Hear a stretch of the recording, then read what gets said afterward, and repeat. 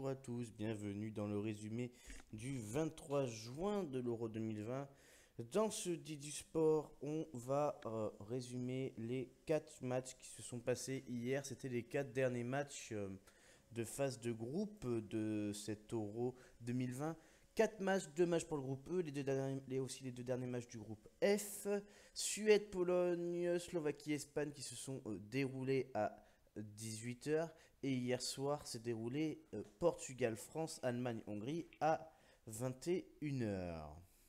Sans plus attendre, on va partir à Saint-Pétersbourg en Russie pour le match Suède-Pologne qui s'est déroulé hier à 18h pour le comble de la journée du groupe E. La Suède qui s'est imposée 3 buts à 2 en Russie.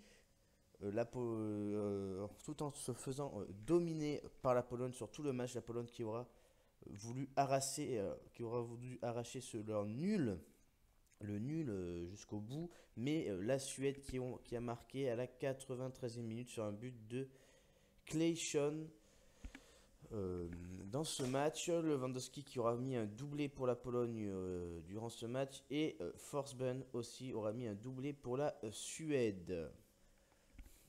Deuxième match du jour, c'est la Slovaquie qui s'est pris une rouste face aux Espagnols, 5-0 à Séville hier encore à 18h. Les Espagnols qui ont dominé totalement leur match face aux Slovaques et qui ont gagné du coup 5-0 sur un but de dur. Bravo, du bravo quoi, Laporte, Sarabia, Torres et Kucak, un but contre son camp d'ailleurs, 2 buts contre leur camp, donc de Dubraca et de Kucak. J'ai oublié de le préciser.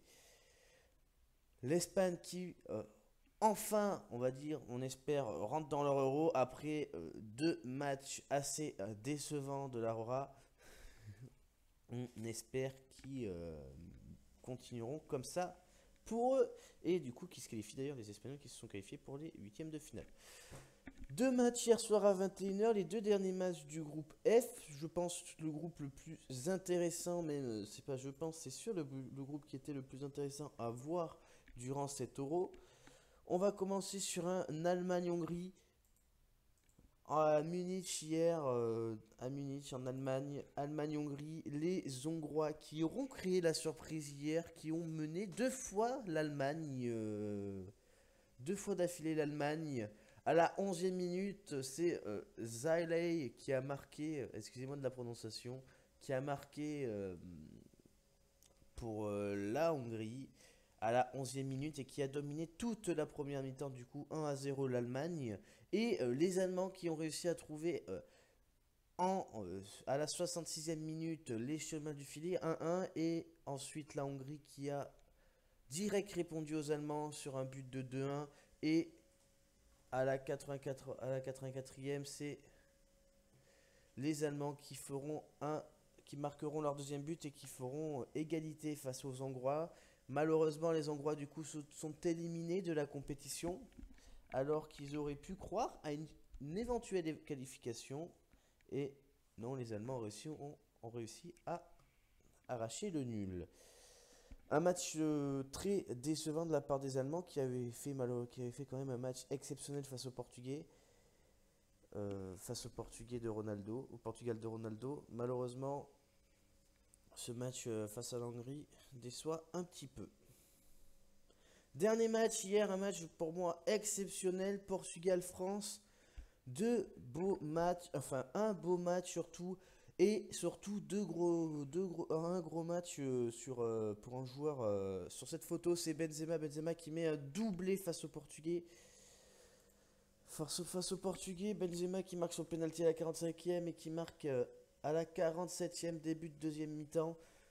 Magnifique but de Benzema qui a failli être hors jeu. Et le Portugal qui marque 2 fois sur penalty à la 30e et à la 60e. 2 penalty transformés par Cristiano Ronaldo. Un très très beau match, très serré pour ces deux équipes. Et pas mal d'occasions, on ne sera pas ennuyé durant ce match. Tout de suite, point sur les classements. Donc, du coup, en groupe A, groupe B, groupe C, on a toujours l'Italie, le Pays de Galles, la Suisse qualifiée du coup pour les huitièmes, la Belgique, le Danemark, la Belgique, le Danemark qui sont qualifiés, la Finlande et la Russie sont éliminés de la compétition. Pays-Bas, Autriche, Ukraine qualifiés pour les huitièmes de finale. Ensuite, groupe D, Angleterre, Croatie et la République tchèque qualifiés pour les huitièmes de finale aussi. L'Écosse qui est dernière de son groupe. Groupe E, la Suède, l'Espagne, la Slovaquie et la Pologne éliminés. La Suède et l'Espagne qualifiés pour les huitièmes de finale. Et la France, Allemagne, Portugal qualifiés pour les huitièmes de finale. Et malheureusement, malgré toute leur chance qu'ils ont essayé de se donner, la Hongrie sont éliminés de la compétition. Ensuite, on va passer tout de suite aux affiches de ces huitièmes de finale. La France affrontera la Suisse, la Croatie affrontera l'Espagne, la Belgique affrontera le Portugal, l'Italie affrontera l'Autriche, la Suède affrontera l'Ukraine, l'Angleterre affrontera l'Allemagne, les Pays-Bas affrontera les Tchèques, le Pays de Galles affrontera le Danemark. N'hésitez pas à faire vos pronos dans les commentaires pour savoir, pour donner votre avis sur les vainqueurs de ces huitièmes de finale. Des belles affiches qu'on peut voir, surtout en Belgique, Portugal, en Angleterre, Allemagne, deux belles affiches. De très très belles affiches qu'on pourra voir. Espagne-Croatie sera aussi sympathique à voir. On va voir, on a de très belles affiches pour ces huitièmes de finale. La France qui jouera d'ailleurs lundi à 21h. Les matchs de samedi 26 juin. Et oui, pas de match aujourd'hui jeudi, ni de match demain vendredi 25. Et on commencera les huitièmes de finale à 18h samedi. Le Pays de Galles qui affrontera le Danemark. Ils affronteront le Danemark d'ailleurs à Amsterdam, donc aux Pays-Bas. Et ce sera diffusé sur Beansport. Et enfin, l'Italie affrontera l'Autriche à 21h à Wembley. Du coup, à Wembley, en Angleterre. Et ce sera diffusé sur Beansport et en clair sur M6. Je vous remercie de nous avoir regardé pour ce Didi Sport spécial Euro 2020. Moi, je vous dis du coup à dimanche pour le résumé du samedi 28 ou 28 juin. 26 juin.